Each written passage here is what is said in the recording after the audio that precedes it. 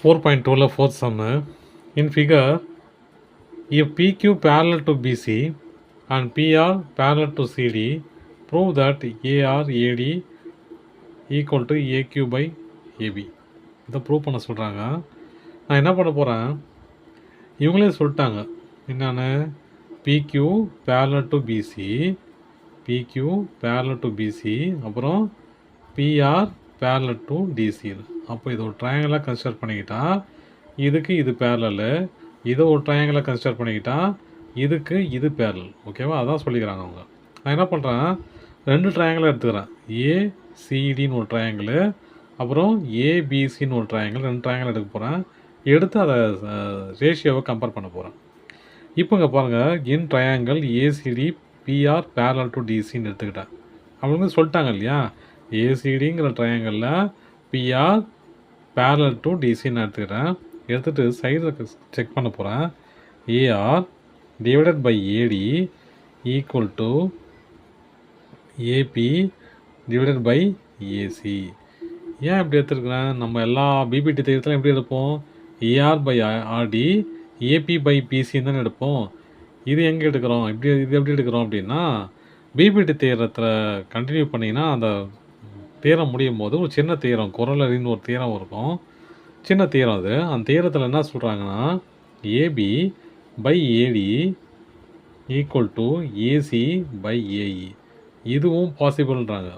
ஓகேவா, ஒரு ட்ரையாங்கிள் எடுத்துகிட்டு ஏபிசின்னு ஒரு ட்ரையாங்கிள் எடுத்துகிட்டு டிஇன்னு எழுதுனா நம்ம என்ன எழுதுவோம், பிபிடி தேரத்தில் AB by DB equal to AE by இசின்னு எழுதுவோம் இல்லையா.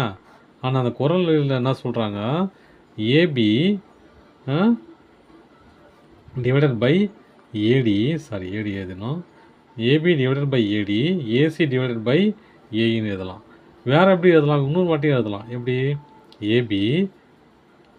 AB divided by DB equal to AC divided by EC. அந்த குறளில் இருக்குது. ஓகேவா, ஏபி டிபி ஏஇ இசி தான் நமக்கு தெரியும். ஆனால் குறளறி என்ன சொல்லுது அப்படின்னா, ஏபி ஏடி ஏசி ஏஇயும் பாசிபிள்ந்து. அப்படி இருந்தால் கூட இது பேரல் தான் சொல்லுது. ஓகேவா, அப்புறம் ஏபி டிபி ஏசி இசி இப்படி இருந்தாலும் அது பேரல்னு தான் சொல்லுது. அதாவது பிபிடி தேரம் சாட்டிஸ்ஃபை பண்ணுது அப்படி இருந்தால் கூட. ஓகேவா, அதனால் நான் அப்படி எடுத்துக்கிறேன்.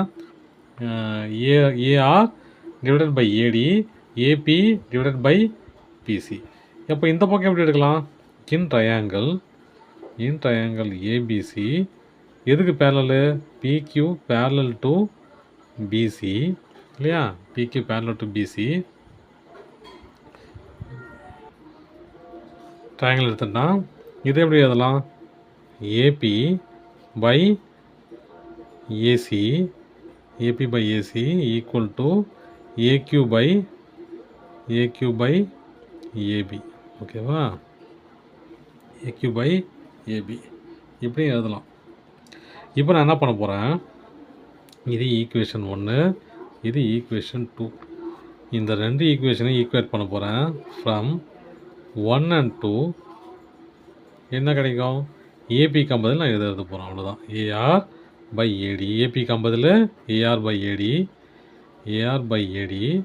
ஈக்குவல் டு இங்கே இருக்குது என்னது, ஏக்யூ பை ஏபி. அவ்வளோதான் சம் இது.